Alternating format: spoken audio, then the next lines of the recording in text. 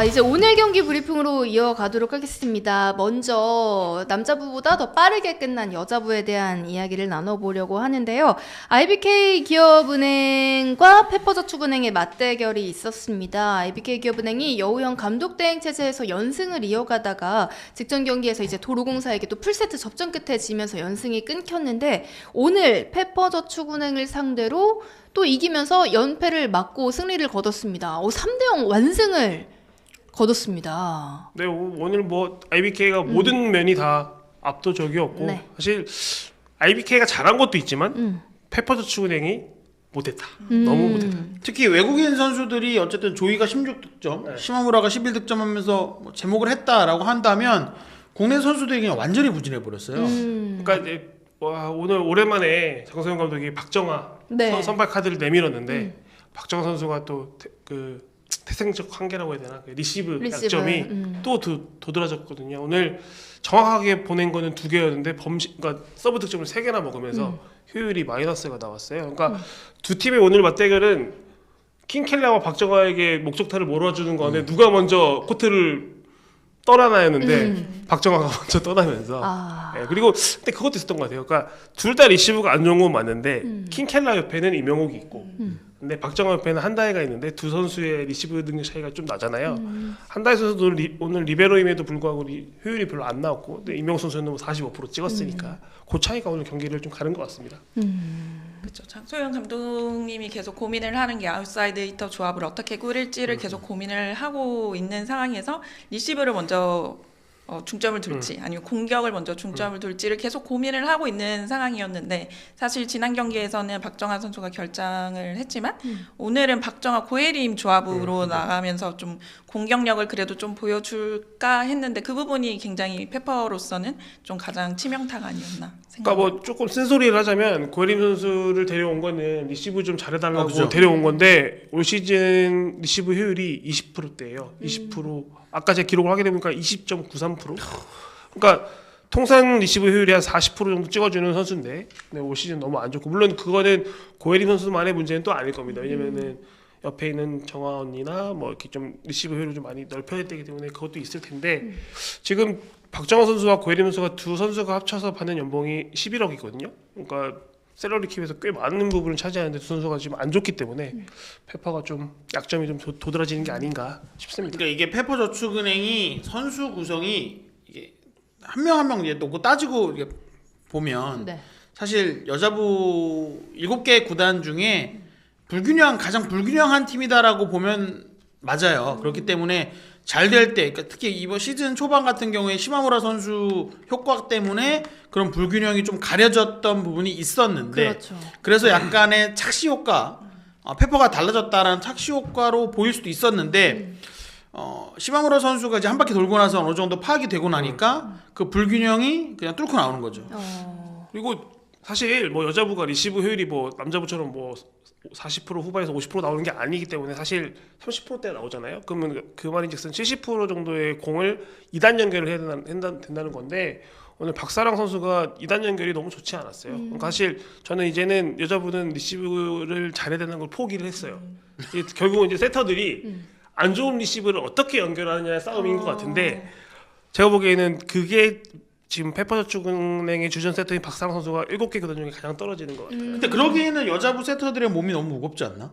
그렇죠. 근데 더 떨어지는 것 같은 게 오늘 그 장면이 딱 온 게 3세트에 7대4로 이기다가 14대7로 역전당했거든요. 그러니까 10점을 내리준 거예요. 사실은 프로에서는 나올 수가 없는데 페퍼가 사실은 지난 4시즌 동안 그런 장면이 좀 많이 나왔잖아요. 근데 올 시즌은 그게 없었는데 이게 또 나왔다는 거는 이제는 뭔가 총체적 난국이라는 말을 쓸 수밖에 없지 않나. 그러니까 그런 것도 있는 것 같아. 페퍼저축은행이 돈을 많이 쓸 수밖에 없는 필연적인 이유는 후발주자이기 때문에 기존 팀에서 어느 정도 연봉을 받고 있는 선수를 영입하려면 더 줘야죠. 더 줘야 되는 거예요. 그러다 보니까 이 페이가 커질 수밖에 없는 거고, 그리고 애초에 페퍼저축은행이 약간 선수 구성이 부족한 상태에서 출발했기 때문에 제가 볼 때는 이걸 따라잡는 데는 진짜로 FA를 6명 영입해서 그냥 싹 갈아엎지 않는 이상 쉽지 않다. 그러니까 뭐 구단 관계자가 약간 뭐 우픈 말을 하면서 저희는 1억을 더 줘야 와요 뭐 이런 식으로 그렇죠. 얘기를 했었는데 그래도 오늘 희망이 있었습니다. 7대 14로 뒤진 상황에서 이원정 선수가 올 시즌 처음으로 코트를 밟았는데 7점 차 뒤진 상황에 들어와서 동점까지 갔어요. 그래서 이원정이 저렇게 좋은 세터였나? 그러니까 사실 비교 그런 말 있잖아요. 든 자리는 몰라도 난 자리는 안다고. 사실 이원정 선수가 흥국생명에서 뛰면서 사실 팬들에게 좀 많은 비판을 받았던 세터였는데 박사랑 선수의 경기 운영을 보다가 이원정이 들어와서 막 확실히 템포가 빨라지고 박은서가 살아나고 하는 거 보면서 그래도 다음 경기부터는 좀 희망이 좀 있을 수도 있겠다라는 생각을 좀 했습니다. 지금 또 댓글로 아토두리님께서 슈퍼챗을 보내주시면서 페퍼 오늘 좀 트럭 시위를 좀 했다고 팬들 힘내세요 이야기를 해주셨고 또 치지직을 통해서도 이제 페페르노 10님이 오늘 좀 직관을 가셨다고요. 저분은 페퍼 저축은의 박정환 선수 팬이. 네, 페퍼 넘버 10. 페퍼 넘버 10. 맞아요. 직관을 갔다가 가는 길인데 우울하네요. 페퍼는 뭐가 문제인가요? 이제 이 부분에 대해서 기자님들께서 잘 짚어주신 것 같습니다. 반대로 좀 기업은행 이야기를 해보면 사실 좀 어수선할 것 같은 분위기 한 번에 싹 바꿔냈고 좀 상승세의 분위기도 계속 이어갔고요. 또 도로공사 상대로도 괜찮은 경기를 보여줬고 오늘 또 3대0 셧아웃 승리 분위기가 되게 좋을 것 같아요. 일단 IBK 분위기가 좋아진 것도 있지만 가장 어떻게 보면 그동안 약점이라고 할 수 있는 킹켈라 선수가 살아난 게 가장 큰 효과가 아닌가 싶은데요. 최근 11월 30일 경기부터 IBK 기업은행이 빅토리아와 킹켈라의 자리를 바꿔서 경기를 운영을 하고 있거든요. 킹켈라가 원래 아시아 쿼터 지원을 할 때도 사실 포지션은 아포지잇으로 지원을 했었고요. 그만큼 라이트 자리에서 공격을 좀 더 자신 있게 때릴 수 있는 선수라 판단을 했기 때문에 그렇게 자리를 바꿨고 빅토리아 선수 역시 레프트 자리에서 그만큼 공격을 잘 해주고 있어서 그런 시너지 효과가 더 크게 나오고 있지 않나 생각을 합니다. 드디어 킹켈라가 1인분을 하기 시작했습니다. 그리고 오늘 경기에 딱 하나긴 하지만 라이트백 같은 걸 때렸습니다. 그렇죠. 드디어 후위에서도 이제는 쉽지 않은. 네. 사실 직전 경기 도로공사전 작전 타임 때 요호영 감독 대행이 빼줄까 했잖아요. 킹켈라. 맞아.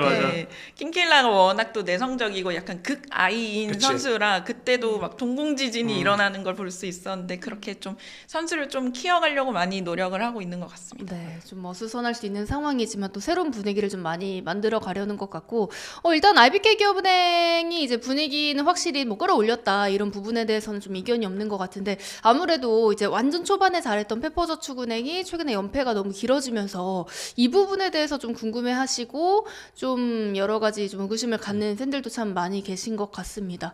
지금 몬몬12336님께서도 이제 슈퍼챗을 써주시면서 이제 박정환 선수를 이제 영입한 그분의 약간 책임 논쟁에 대한 이야기를 좀 해주시는데 박정환 선수는 장소영 감독 부임하기 전에 영입한 거예요. 그러니까 박정환을 영입한 건 페퍼저축은이 워낙 공격이 안 됐기 때문에 사실은 그 부분에 돌파구를 찾기 위해 영입한 거예요. 그러니까 박정환 선수의 장점과 단점은 분명하잖아요. 근데 그걸 모르고 그러니까 눈을 가리고 데려온 건 아니란 말이죠. 그러니까 이게 그때와 지금이 다른 거야. 그때의 필요성과 지금의 필요성이 조금은 이제 변했다라고 볼 수 있는데 그래서 사실 고예림 선수가 온 것도 뭔가 상호 보완할 수 있는 그러니까 박정환 사용법을 쓰는 게 IBK 때도 그렇고 도로 때도 그렇고 그러니까 정말 2인 리시브 안에서 그러니까 박정환의 장점인 공격을 극대화시키는 방법으로 박정환은 정말 쓰임새가 있었던 선수인데 페퍼는 그 전략을 쓸 수가 없습니다. 그죠. 그러니까 한다이나 지금 고예림이 2인 리시브를 할 수가 없는 상황이기 때문에 박정환과 리시브를 참여해야 되고 그러면 상대팀들은 당연히 박정환에게 서브를 집중하겠죠. 그럼 박정환은 결국 리시브가 흔들리면 공격도 흔들리면 이제는 예전에는 리시브 흔들리는 거를 그래도 공격을 잘하니까 코트에 더해지가 되는데 이제는 나이가 이제 93년생이기 때문에 나이가 더 적지 않아서 에이징 커버 좀 온 것도 있잖아요. 그래서 이제는 공격도 리시브 리스크를 감수하고 쓸만한 정도가 아니기 때문에 이제는 계속 코트장을 들락날락하는 선수가 돼버린 거죠.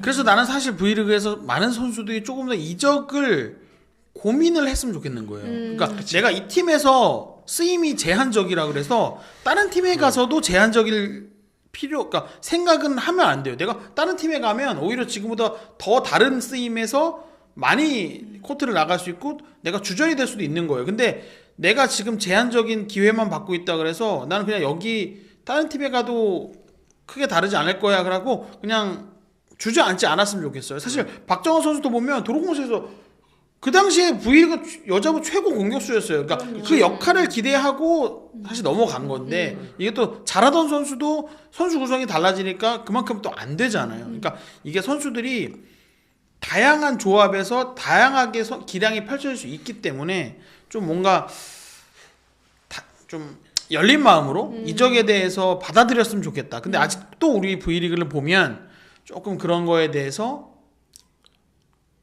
뭐랄까 선수들이 적극적이지가 않아요. 사실 이해는 돼요. 왜냐면은 뭐 저희처럼 직장인들은 뭐 정년 60세까지 보장돼 있는 반면에 저 친구들은 길면 뭐 40세까지 뛰겠지만 뭐 짧으면 30대 초반에도 그만둬야 되기 때문에 연봉 1, 2억 차이가 꽤 크거든요. 그렇죠. 사실은 더 큰 돈을 보장해 준다고 하면은 가는 게 맞는데 사실은 그 전에 내가 저 팀에 갔을 때 지금 팀에서 뛰던 만큼 뛸 수 있는가를 좀 보고 가는 게 좀 중요하긴 하죠. 박정환 선수는 사실 뭐 도로공사의 제식도 크게 차이가 없었는데 간 거였는데 얘는 좀 실패하는 모습이어서 좀 아쉽긴 하죠. 저는 되게 좋아하는 선수라 좀 더 애정이 가는 선수라 아쉽습니다. 그렇죠. 사실 근데 선수들도 보면 이제 뭐 외국인 선수가 어떤 선수가 내 옆에 같이 뭐 블로킹 벽을 뜨는지 누구랑 같이 수비를 하는지에 그렇지. 따라서 기록 자체가 달라지잖아요. 달라지죠. 시즌별로 보면. 그럼요. 그러니까 그런 부분들도 사실 무시할 수가 없는데 하물며 팀을 옮겼을 때는 좀 그런 리스크가 또 그렇죠. 얼마나 클지에 대해서는 좀 생각을 해봐야 되는 부분이 될 것 같습니다. 지금 계속 댓글로 올라오고 있는 부분 중에서 오늘 좀 심판 판정과 관련해서 좀 모호한 상황이 있었을까요? 3세트 7대7 상황이었던 걸로 기억하는데 제가 정확히 운전하면서 봐가지고 지금 파악은 안 되는데 기사로 제가 다시 써드리겠습니다. 네, 저희가 한번 확인을 그러니까 이게 해보고 이 팬들이 생각하는 것만큼 이 판정이 명확하게 떨어지지 않을 때가 있어요. 그러니까 그럴 때는 솔직히 그러니까 이거는 이제 심판 교육할 때도 얘기하는 내용이라고 하더라고요. 모르겠으면 그냥 모른다라고 해라. 그러니까 이게 내가 맞다, O다, X다라고 나눌 수가 없는 상황이면 네. 그냥 애매하다고 솔직하게 얘기해라. 아마 그런 상황인 걸로 저도 봤고 사실 그런 상황이 나오면 팬들은 속 터지죠. 그런데 오히려 그게 솔직한 거다. 그렇죠. 팬들한테 그렇죠. 선수들한테 거짓말하지 않는 심판이 되어라라고 하는 거기 때문에 그런 부분은 좀 팬들도 조금은 생각해 주시는 부분이 있었으면 좋겠습니다. 그렇죠. 사실 그 상황을 넘기기 위해서 뭐 말을 지어내거나 거짓말을 하거나 이러면 더 나쁜 상황이 벌어지는 그렇죠. 거니까 좀 그런 부분이었던 것 같고요. 자, 이렇게 오늘 경기에서는 IBK 기업은행이 페퍼저축은행과의 이 원정 경기에서 3대0 셧아웃 승리를 거두면서 이제 또 연패를 또 피할 수 있게 됐습니다. 여자부 순위표 이어서 확인해 보겠습니다.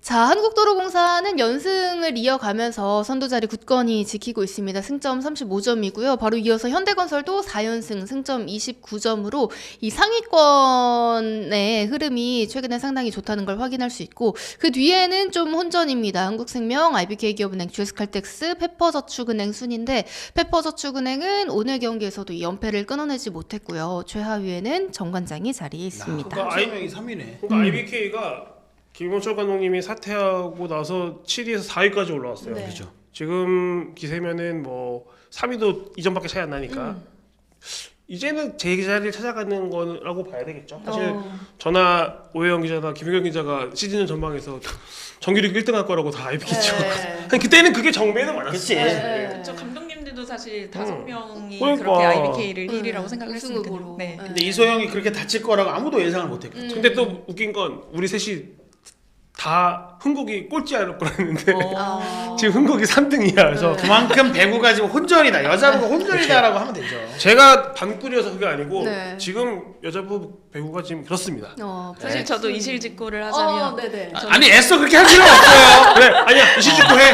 같이 피 붙여. 네, 같이 저는 가자. 그 시즌 전에 이제 꼴찌 후보로 사실 현대건설을 뽑았어요. 야 우리보다 심각한 거 아니냐? 야, 우리는 그 정도는 아니야.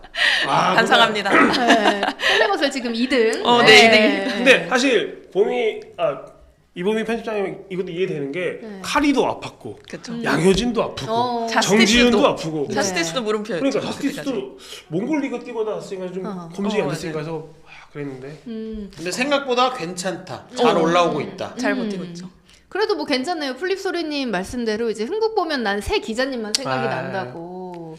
이야기를 해주셨으니까 새 기자님 떠올리고 우리 수요 배구에 떠올리시고 또 샘플 떠올리시고 그렇죠. 그러면 레베카가 네. 이렇게 잘할 줄 몰랐지. 네, 반꿀은 또 아무나 얹을 수 있는 캐릭터가 아니라고 네. 또 이야기를 해주셨고 또 현대의 꼴찌 예측은 크크크 이렇게 할 말이 많지만 하지 않겠습니다. 예. 아직 네. 끝나지 않았습니다. 그러니까 결국 현대건 잘하는 거는 결국 김다인이 네. 중심을 잡아주니까. 네. 그러니까 결국은 세터야. 맞아요. 세타야 진짜. 터인7님께서 또 슈퍼챗을 통해서 봄 배구 세 팀은 도공현대 기업봅니다. 기자님들도 이 시점에서 여자 배구, 봄 배구 세 팀 어떻게 보시냐고 현 질문을 시점? 주셨는데 네. 저는 잠깐 우선 여배로 가보겠습니다. 세 팀을 아닐 것 같아요. 어? 여자 배구 사상 처음으로 준플 플레이오프가 성사될 네 겁니다. 팀 간다. 오. 붙어 가다가 네. 지금 페퍼가 들어오면서 준플레이오프가 생겼잖아요. 근데 아직 네. 한 번도 못했습니다. 근데 올 시즌에는 3, 4의 격차가 3점 이내로 나면서 준플레이오프 성사되지 않을까 해서 네 팀으로 예측을 해야 될 것 같은데 오. 저 아직 안 하겠습니다. 세 팀만. 아, 아니, 하라니까? 네, 세 팀만. 하라니까 이렇게 실컷. 그러니까. 우선 도로공사는 할 것 같고요. 네. 기업은행 할 것 같고요. 기업은행 할 것 같고. 네. 현대 할 것 같고요. 네. 그리고 4위는 제가 나도 그렇게 보는데 한 자리는 그죠, 한 자리가. GS랑 흥국 싸움일 것 같아. 저는 GS요. 오. 왜냐면 나는 흥국이 생각보다 잘하고 GS가 생각보다 못하고 있어. 근데 저는 레이나가 돌아오면 뭔가 좀 그치, 레이나가 돌아오는 GS는 뭐 달라질 수 있겠으나 현재로서는 네. 그럼 이제 도공 현대 기업 세 팀은 그러니까 도공 현대 기업 GS가 할 것이다. GS까지. 도공 현대 GS. 응. 아니죠. 도공 현대 기업 GS. 기업 GS. 네. 저는 이제 그 세 팀의 그 4위 자리를 GS랑 흥국의 싸움. 아니지 형 그게 안전하게가 찍어. 맞아. 그럼 5팀을 고른 거잖아요. 한국 팬들 지금 그럼 열심히 뭐 하고 있어. 두 팀 빼고 다 고르신 건데. 그래 지금. 레이나가 조금 지금 불안하니까 흥국으로 가자. 흥국으로. 김백화가 잘하고 있잖아. 네. 나는 초반에 그랬거든. 방송을 복귀해보자면 네. 너무 내 기준에 달라져서 왔다는데 몇 하는 거야. 저는 바꿔야 된다고 가만 얘기했더니 댓글에 쟤 배구 안 보는 것 같은데 막 이런 댓글이 있었어. 빨리 봄이도 찍어. 근데 잘하더라고. 네. 봄이도 찍어. 네. 한국이 최근 뭐 요시아라 감독님이 말하는 것처럼 뭐 죽순처럼 성장을 하고 있긴 하지만 네. 저도 레이나가 합류한 GS에 한 표 더. 그렇지. 왜냐하면 사실 최근 들어서 느끼는 게 아시아 쿼터로 아웃사이드 히터를 뽑은 팀들이 좀 더 전력적으로 좀 안정감을 보이게 있기 때문에 장기적으로 봤을 때도 GS가 좀 더 유리하지 않을까. 이 방송을 보고 계신 이영택 감독님께 미리 사죄드립니다. 아 형만 한국 찍었네. 저분은 7일 GS. 7일. 왜요? 그러면 어떻게? 7일.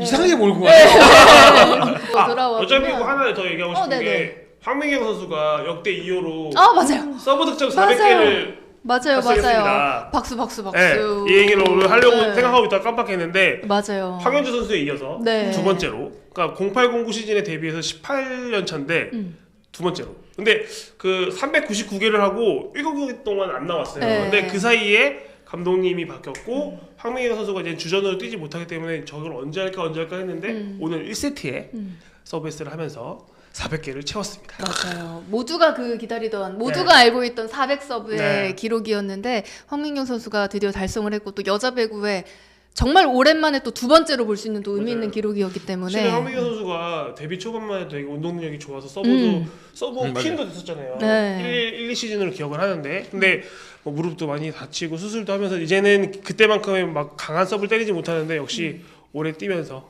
오래 살아남자가 강한 거거든요. 맞아요. 역시 18년 차에 의미 있는 기록 달성했습니다. 또 영리한 서브로 네. 또 만들어낸 기록이기 때문에 정말 축하할 만한 일인 민키 것 화이팅! 같습니다. 화이팅. 스포츠N플러스